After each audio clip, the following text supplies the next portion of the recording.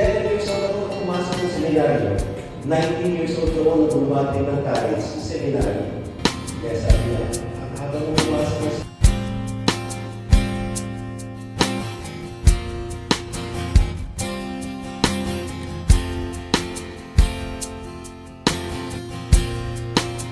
sa Bible ito, kailan ba i-pronounce, no?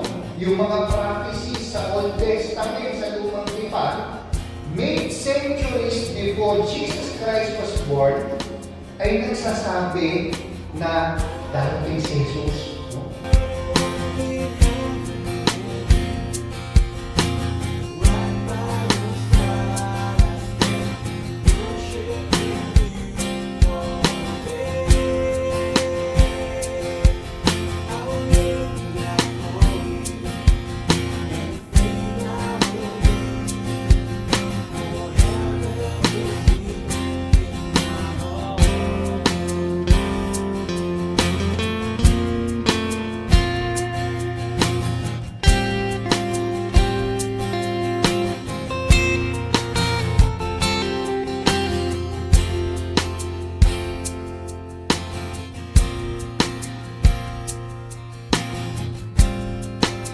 Din po ang ibig sabihin ng repentance, mga kapatid.